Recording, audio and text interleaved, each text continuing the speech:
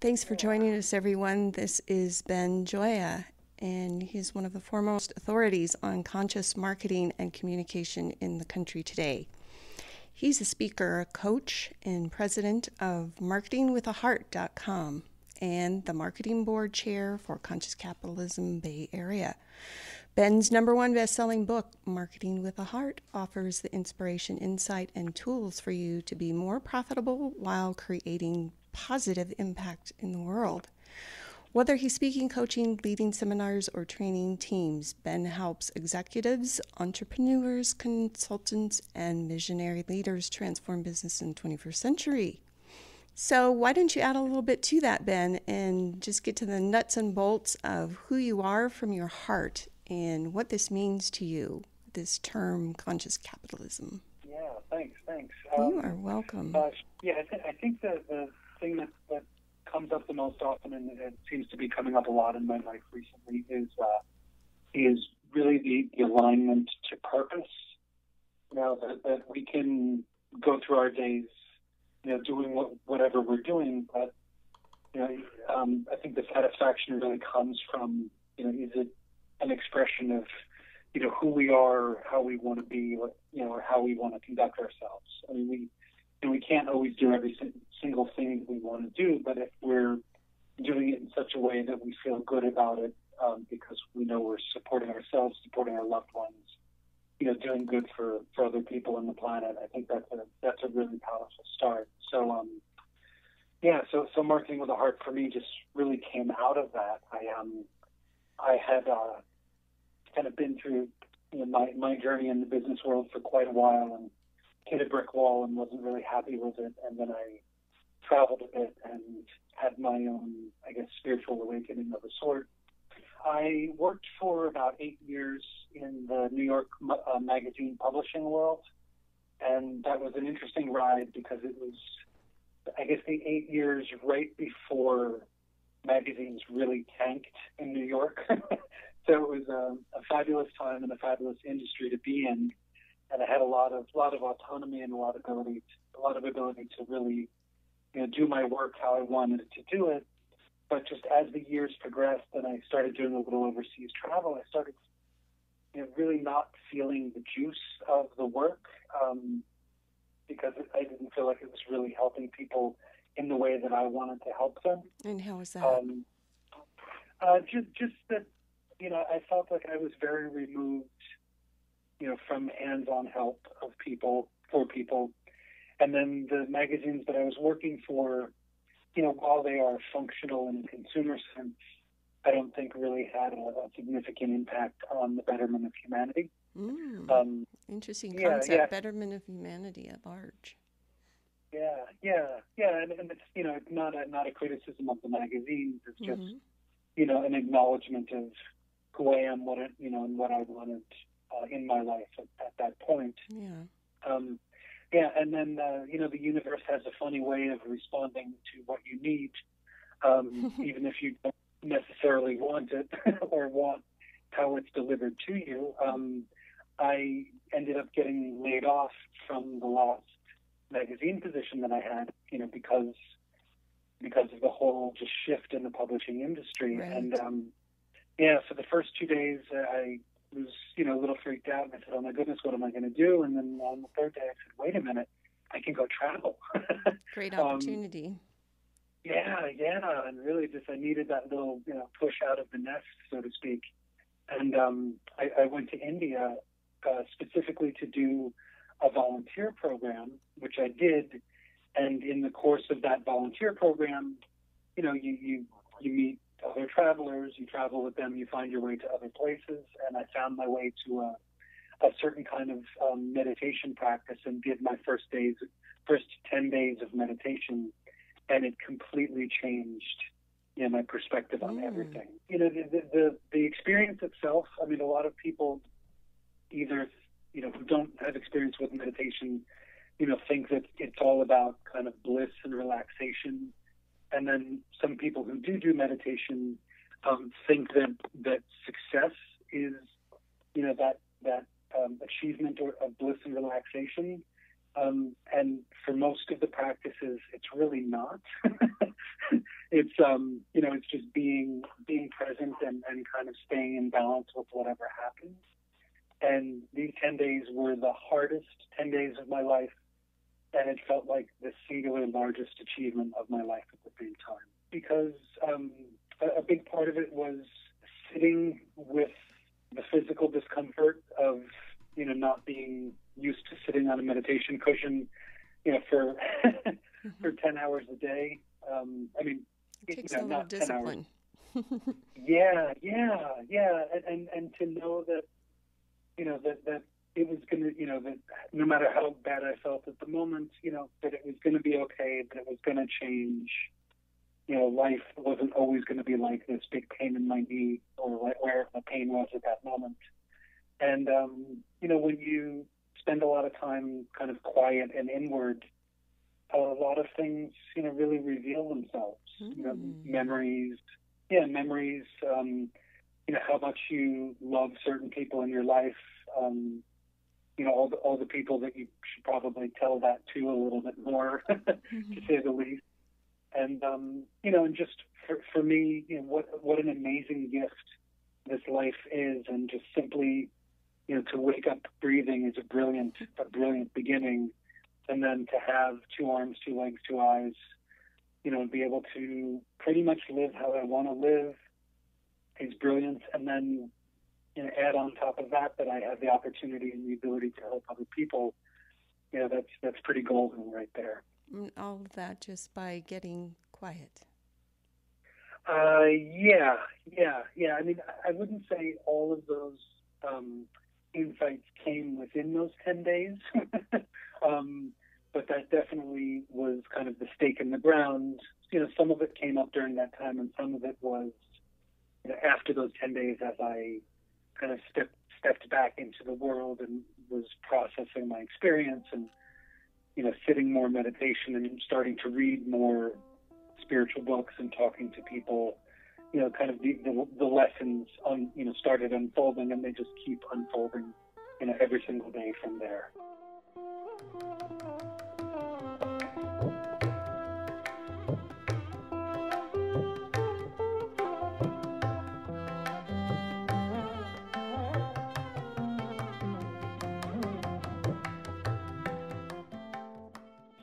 So basically I came back to the States, and I said, okay, well, what can I do to really have the most impact in the world? And I thought of the skill set that I had and the things that I enjoyed doing, a lot of which are, writing, marketing, copywriting, speaking, and coaching.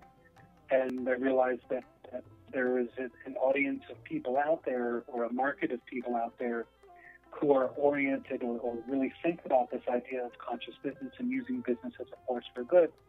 And I realized, wait a minute, I can connect with that market. And if I can help those people do their businesses better and have a greater impact, that I can have a livelihood for myself that I feel good about, and I can, kind of by extension, exponentially help even more and more people than I could help by myself.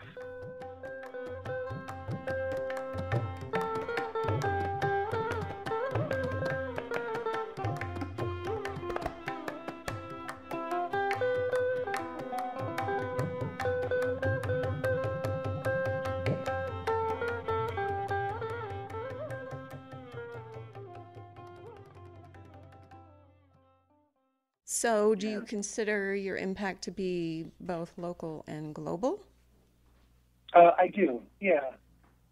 Yep. Excellent. Yeah. I would say more, probably more in the United States than global at this point, but there's definitely a little global representation there.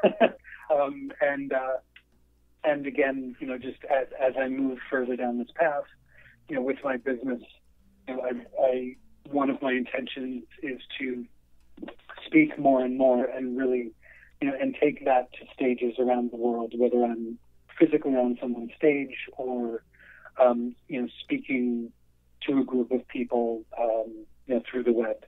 Mm-hmm. You mentioned using business for good earlier. How can we do that? Are there some very specific Yeah, ways?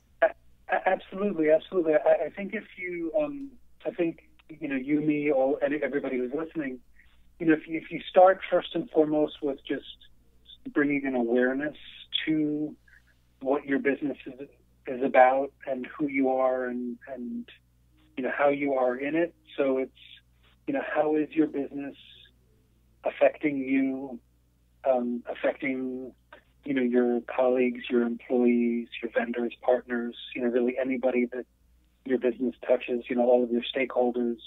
How is it affecting your community? How is it affecting the environment? And then really, take a look at all of that stuff, and an honest look, because, nobody's perfect in this process, and, we can only start where we are and just improve on it. But it's for me at least, I can't imagine jeopardizing someone else's happiness for the gain of my business. So if there's a business choice that that is a clear outcome, then I'm going to make a different choice, even as basic as, if you will, as choosing the recycled copier paper, over the the conventional stuff. There's so many opportunities to bring a higher level of awareness to your business, and it's not just what you're doing externally, how you're impacting other people, but it's how is it contributing to your life, your own life, your own happiness. And I'm not talking about the happiness that comes from things and cars and enough money, which all is important, and we need security, and we need to take care of our families. But at the end of the day, do you feel good in your heart? Do you feel satisfied that you've done good work that day, that you've connected with people, and that you've spent time caring for yourself? Even in the midst of a crazy business day, and as many business people and entrepreneurs understand, sometimes the self-care and self-awareness thing is one of the biggest challenges. So on one hand, we have the traditional, or what I like to call the old paradigm of the primary purpose of business being to make money, all things else being subordinate to that. And then we have conscious capitalism, which says that there are other concerns, other things that we can achieve in conjunction with making money. So some people listening may be asking the question, can you really make any money doing business this way? Or you can't make any money doing business this way. What do you say to that? I think you can make a ton of money this way. Frankly, I think there's a couple of things to keep in mind. One of them is that clearly conscious capitalism has the word capitalism in it. I mean, this is a profit-oriented endeavor, if you will, but like you said, it doesn't only focus on profit. It focuses on profit. It focuses on people. It focuses on the planet. So how do you make the best possible choices for all of these components, for all the people involved? Yeah, and how can that increase the bottom line, or does it hurt the bottom line? I think there's a couple of ways to think about that. First and foremost, I'll speak for my business. I have a clientele that has been with me for many, many years now. And I take on new clients. I have some short-term people as well. But the fact that I have a ton of repeat business, there's data from different people that say, it costs 90% more to acquire a new client than it does to garner repeat business from an old client or, a current client.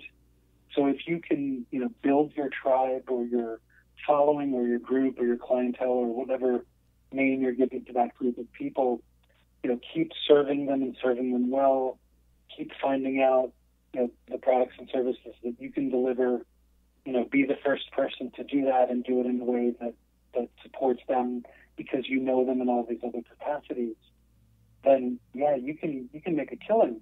You can do really, really well. Yeah, and the other component of that is, you can save a ton of money on marketing and advertising, because if you have great customers, great clients, they're going to do the lion's share of your marketing for you. They're going to make referrals. They're going to help you find your way to other groups of people, other untapped markets, affiliate partnerships, all sorts of things. So just simply taking good care of your customers is part of the paradigm. Yes, indeed.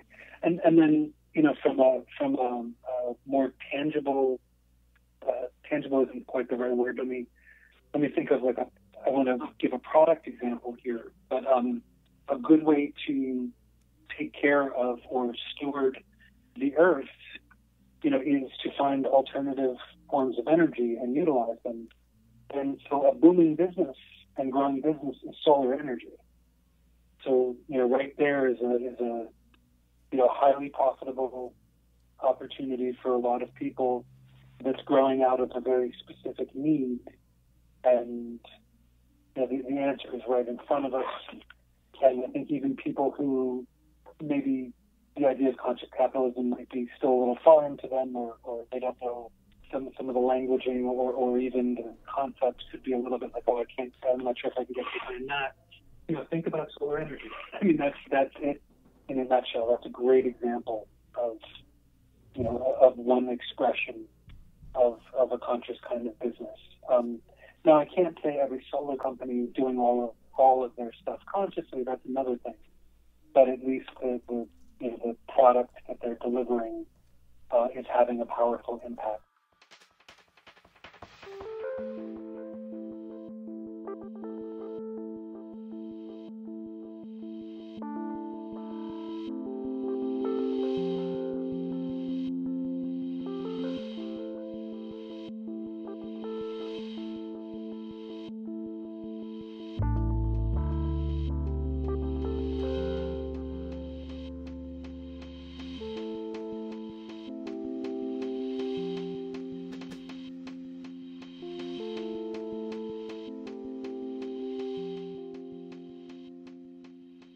So let's talk about the geographic issues. Do you think you have some advantages to being in a business that's practicing conscious capitalism, seeing how you're in the Bay Area or San Francisco, as compared to other geographic locations? In some ways, yes. I mean, the Bay Area is a hub for all sorts of innovation and all sorts of consciousness. This is kind of spirituality central in many, many ways. So when you have all of this business and all of this spirituality kind of coexisting, I think the opportunities, there are a lot more people who are on the same page here. And I also know that, at least in the past, that the Bay Area had something like 50% more nonprofits per capita as compared to the rest of the country. So there's definitely an orientation toward service, toward consciousness, toward innovation. So I think you kind of throw them all in the pot together and come out with some beautiful opportunity and ways to connect with many, many people. So that's one answer to your question.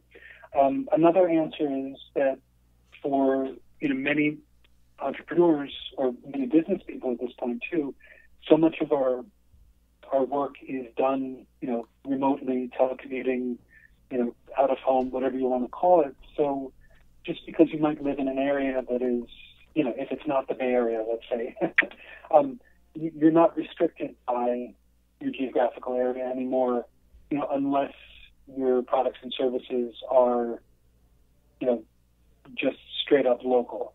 And in that case, sure, yeah, I would say you're probably going to have a few more challenges. And I think that one of the best things to do in that case is, if there are other kinds of, conscious organizations, green businesses, anything like that. See if you can, pick those people's brains, partner with them if there are any kind of opportunities that would open the door there. And then the other thing too is that very often, like we humans, when we're, I do this, you do this, everybody does this, right? Like we are introduced to something new, new food, new concept, new piece of music. It's easy for some parts of us to have a kind of an automatic no reaction. That's just something in our lizard brain, survival instinct that's 2 million years ago. It doesn't quite get what the new information is. So, if you're in a place that doesn't have, if you're in a place that's not the Bay Area, say it like that, and you're trying to introduce this idea of a conscious business, it might, maybe don't go in saying, hey, I'm introducing this conscious business, but try to talk to your market in terms of what their wants and needs are, and then connect it with, the conscious aspects of what you're doing. Like if you can deliver a service, faster or cheaper, a product or service faster or cheaper, because you're doing it with, a better piece of equipment that's ultimately more energy efficient. Like, that's a great thing for the conscious business side, and that's a great, you can sell that, so to speak. You can sell that idea to a person, who might not be warmed up to the conscious capitalism idea, but certainly will be happy that you're providing them, a better, faster, cheaper service. Yeah, and connecting with what people want primarily versus what they need, which is one of the most foundational, marketing rules, if you will, or that you don't go into you don't go up to someone and say, hey, you need to do this, this, and this, because their reaction is going to be like, no, I don't. So you go up and you ask them, hey, what do you want? And they say, I want this, this, and this. And you say, great, I have this thing that answers exactly that. And by the way, it also uses less, makes less greenhouse gas. Mm-hmm. Do you have any words of wisdom for someone who may be in a smaller community, if they have the idea in mind that they want to start a business and they want to do it within the umbrella of conscious capitalism, and they may be struggling a little bit to connect with that tribe and a support system? Yeah. So I would say, because we have the internet, find that tribe, because it's easy to find. Between Facebook and LinkedIn, there are a ton of business groups that are oriented in and around conscious capitalism. They might have different kinds of names, but it's that same idea of how do you use business as a tool for good, as a way to express your purpose, all of those kinds of things. So I think it's actually pretty easy to find the tribes of people and connect to those groups. And then, if you're looking on Amazon.com, books and audiobooks, there's a ton of stuff available as well. So there's the actual book that's called Conscious Capitalism, that was written by John Mackey, who is the CEO of Whole Foods, co-written with a guy named Raj Sisodia. That's a great book. There's another book called Firms of Endearment, FIRMS. I can't remember who the authors are. I haven't read that one yet, but that's another. It's on my short list of, in a week or two, I'm cracking that one open. That's supposed to be great. Another interesting one, a little bit different slant, called Reinventing Organizations. I think it's the author's Lalux, Lalaux, and that talks about more of a focus on conscious leadership and kind of getting, companies that are moving away from that kind of top-down, hierarchy and into a more distributed kind of leadership. More and more companies are able to be more profitable that way, serve more people better, have greater employee retention and attract better talent. Zappos, the shoe company, the online company, is a great example of a company who's doing that kind of thing. Yeah, they're fantastic. And I know they have a culture camp, which Yep. I've actually gotten to go to, and it was just amazing. Really a fabulous experience. And they really take you inside the company. You get to see how they think, and it is definitely different and I believe more profitable.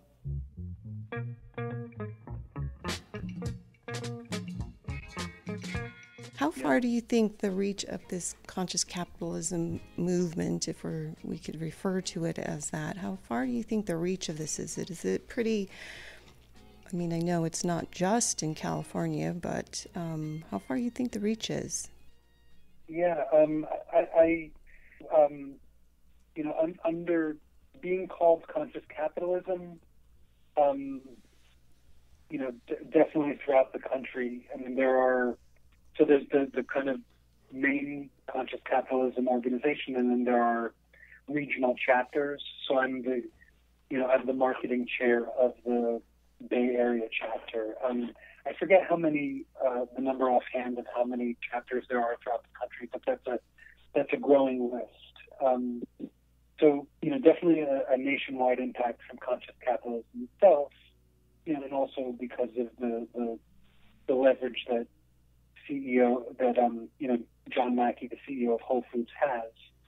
And then if you take it up and just kind of call it conscious business, at this point worldwide, it doesn't mean in every part of every single country, but there are organizations all over the place now that are that are really bringing much more of a focus to treating their people the right way, dealing with the earth the right way, dealing with animals the right way.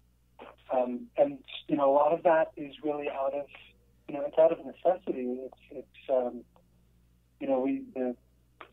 There's a lot of funky things going on with the environment. So there's a direct need to deal with that in a positive way, and there's business arising out of that need, which is something pretty cool. For example, going back to solar panels. Yes. So you mentioned earlier the cost-saving effects of treating customers really well, not having to spend as much on marketing. Can you expand on that a little bit as far as the environment goes and some of the costs involved in what you have to do when the environment isn't taken into consideration in the process of doing business? I think the first most important thing is to, I kind of led off our discussion with this, is really, start where you are. You don't have to be, running, solar power, wind power, full recyclable and biodegradable everything tomorrow. That is not practical, and it'll, you drive yourself crazy and trying to set the bar way too high.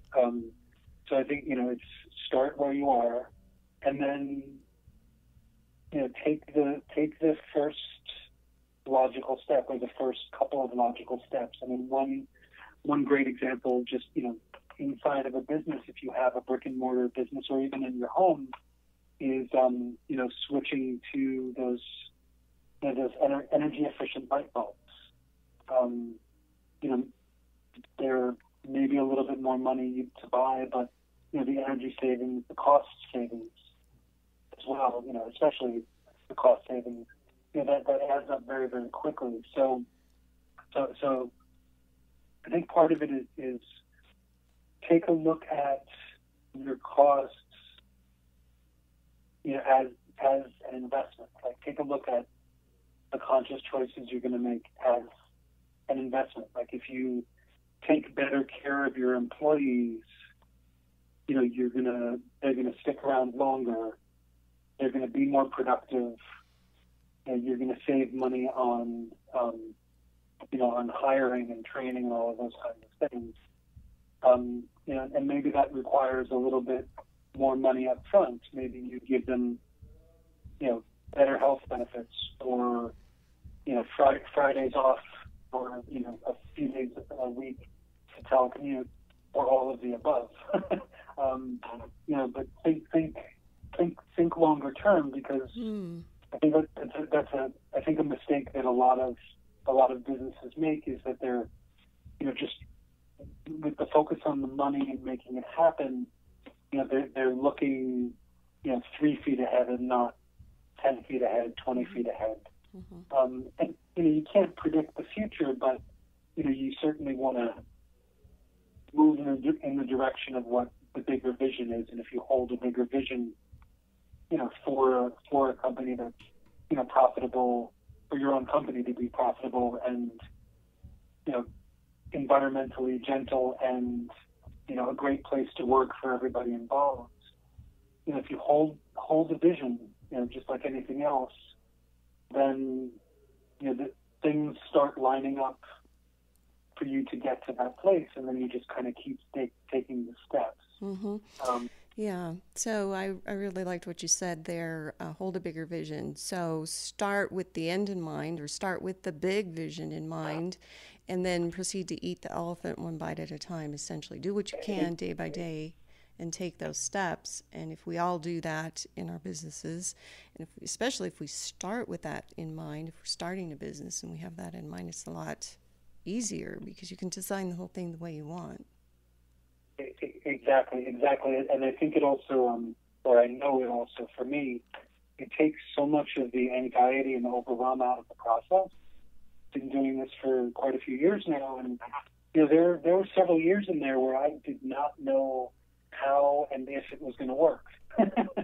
So, but I kept the vision, and I kept showing up, not just every single day to my work, basically walking across the room to the computer, but also showing up for the next networking opportunity, the next mastermind, the next client discovery call, showing up as engaged as I could be, to write the next blog post. You gotta, there's another great analogy of, they send a shuttle to the moon, right? And 97% of the time it's off course, and they just have to keep, correcting the course, 1 degree here, 1 degree there.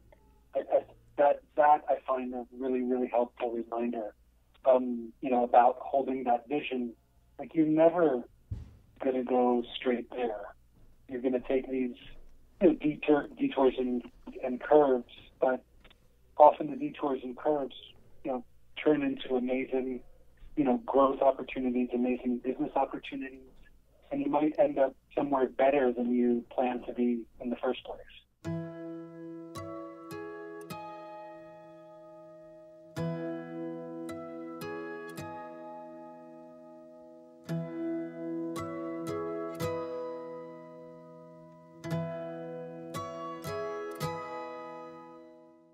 So, who are the individuals that have shaped your approach and influenced you that you really admire?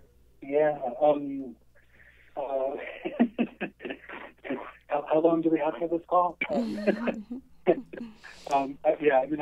could go on forever, of course. The historical Buddha, for figuring out that that waking up is your job and not anybody else's job. Like, you have to do it for yourself. Malcolm X, who I think is an amazing person, for opening up his mind. Yeah, for kind of being on one path and one perspective, and then going to Mecca and seeing all races together. And him realizing that it wasn't a black-white thing anymore, opening his eyes. Nelson Mandela, amazing to spend 27 years in prison and come out, not only not bitter, but then turn around and become president of South Africa. Absolutely incredible. And then, a little bit closer to home, my mom, who raised me for quite a few years before she got remarried, and she certainly, so much of my formative self comes from her. And then I love Brian Tracy, who's a great, author, speaker, business leader. He has a bunch of books on Amazon, so I just recommend everybody check him out. You will learn so much from him so quickly. So what are his books? And then, can you kind of share some of that, please? Yeah. One great book, my favorite book of his is called No Excuses. Yeah, and it's all about self-discipline, and he talks about business, he talks about personal stuff, he talks about health, and it's really, really amazing. It's just, I find him super inspiring, and I have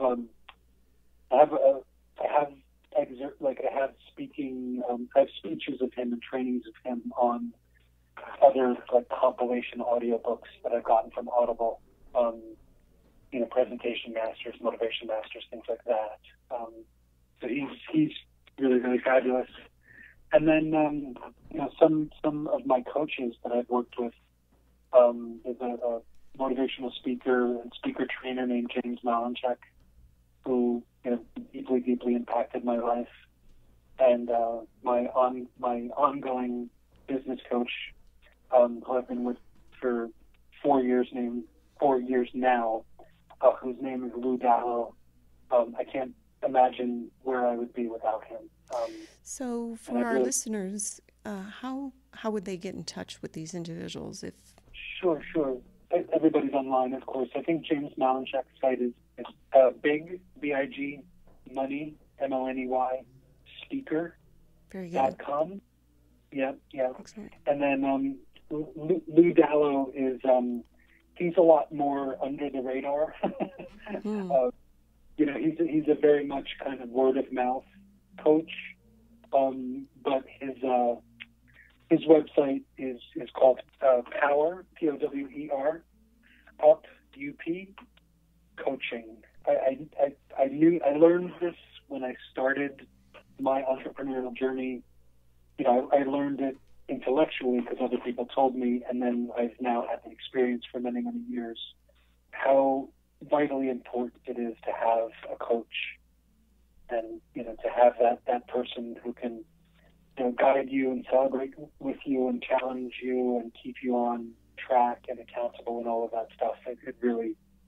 It's absolutely amazing, and I just want to recommend it to everybody on this call. Call you on your stuff. Yeah. It's important.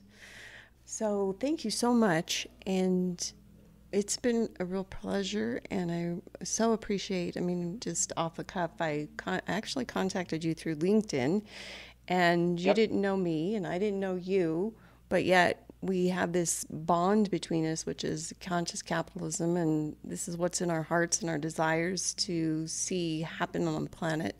For me, I'd like to see it here in my hometown. I'd like to see it in my neighborhood. I'd like to see it in the state. I'd like to see it in the United States. I'd like to see it spread all over. And this has been really, really generous, and I appreciate it. Thank you so much. It's really been my pleasure, and thank you for the opportunity.